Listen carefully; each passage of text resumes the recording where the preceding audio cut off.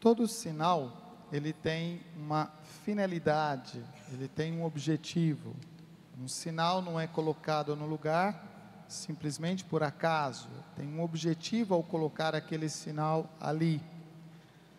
Algumas vezes, quando nós chegamos em ambientes públicos, shopping, ou de uma repartição pública, ou de algum lugar comercial, nós vemos ali uma indicação, piso molhado. Isso significa que aquele piso está escorregadio, aquele piso está sendo limpo, alguma coisa está acontecendo ali, e exatamente por isso, se a gente vai passar por aquele lugar, a gente precisa ter cuidado, nós precisamos ter atenção para não escorregar e acabar provocando um acidente. A primeira leitura, ela nos falava dos sinais que Deus envia ao seu povo. Deus não é um Deus que faz um julgamento sem antes ter enviado um sinal, enviado uma palavra, para que esta palavra chegasse ao coração por meio dos ouvidos e que de fato provocasse uma mudança de vida.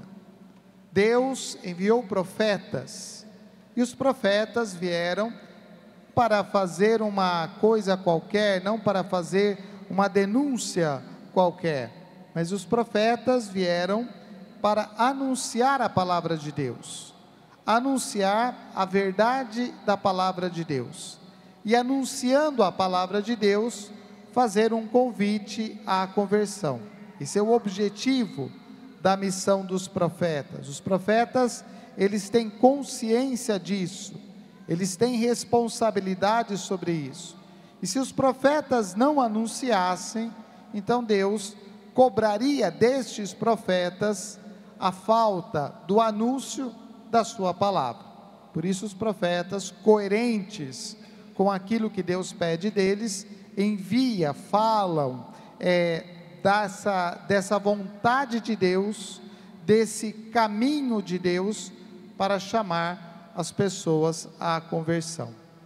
Mas nem todos escutaram, e é interessante que a primeira leitura começa dizendo que aqueles que eram os grandes, os chefes dos sacerdotes, os mestres do templo, foram os primeiros a desrespeitar a palavra de Deus. E existe uma razão muito simples para isso. Quem mais conhece a palavra de Deus, tanto mais consegue encontrar maneiras de desviar a palavra de Deus, de interpretar a palavra de Deus segundo a sua vontade, segundo o seu jeito, a sua maneira de pensar. Isso é cada vez mais comum, que nós encontremos pregações e pregadores que fazem uma interpretação equivocada da palavra de Deus, simplesmente para agradar as pessoas, e com isso levam as pessoas a seguir por caminhos errados, por caminhos equivocados. Deus chama o seu povo à conversão. Existe uma consequência concreta de não escutar a palavra de Deus. É a consequência dos nossos atos que fogem da vontade de Deus. E aí, tantas situações que vão acontecendo.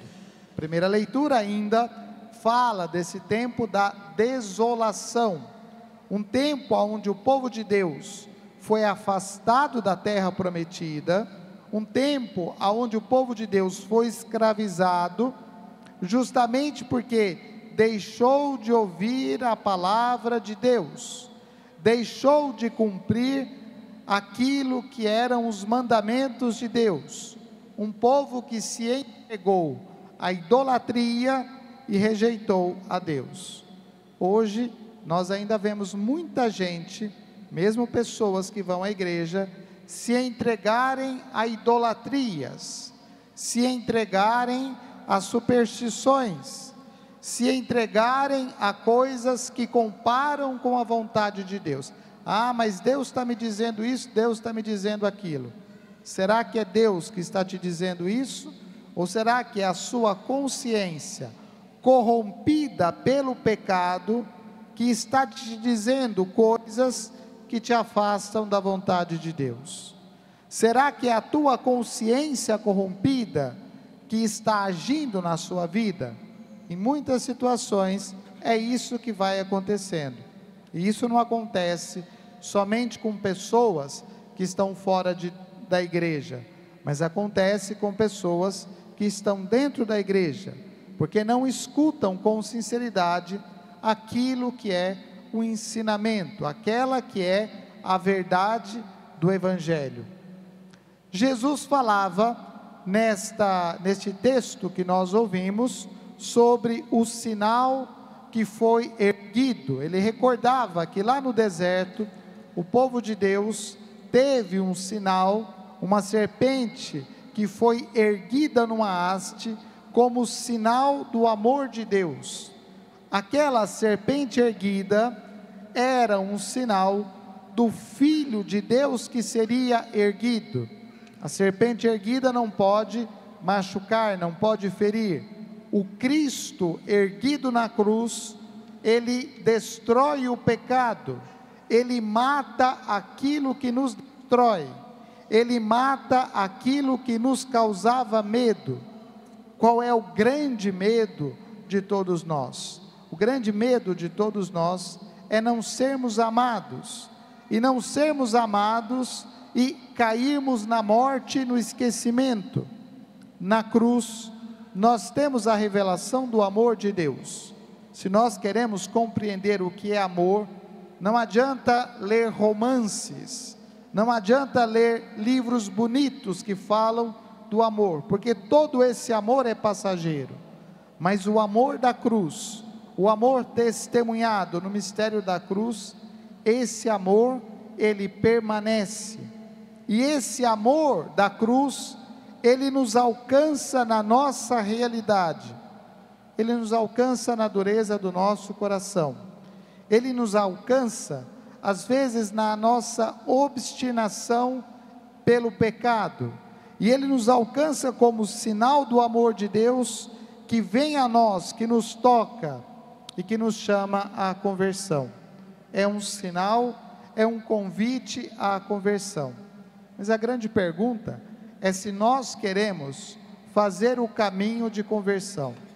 De nada adianta colocar um sinal de perigo, de nada adianta colocar um sinal de alerta, se nós não vamos tomar cuidado.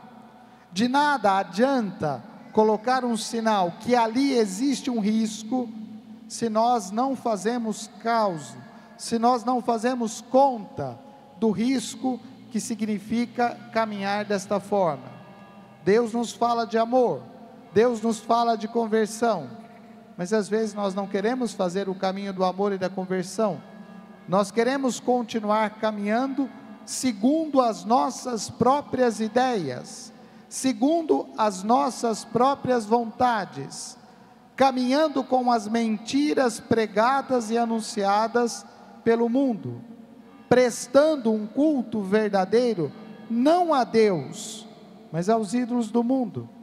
E aí, as consequências disso, e depois ainda vamos reclamar, mas Deus não escuta as minhas preces, Deus não atende às minhas orações. Mas por que Deus não atende às nossas orações? Por que Deus não atende às nossas preces?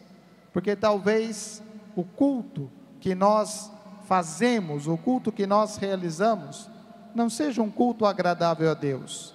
É o cumprimento de um preceito, do preceito dominical, mas não é a vivência da fé cotidiana.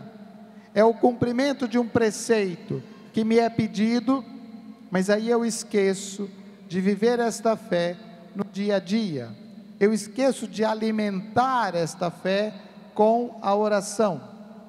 Nicodemos queria ser discípulo de Jesus, mas Nicodemos queria ser discípulo de Jesus ao seu modo, de uma maneira oculta, por medo de um conflito aberto com os judeus. Assim também, muitos cristãos hoje têm medo de viver a sua fé de forma aberta, de forma visível, e por isso vivem à sua maneira o culto. Tem lá na sua casa um altar com os santos, mas depois se esquece de viver a vida de santidade nas coisas cotidianas do dia.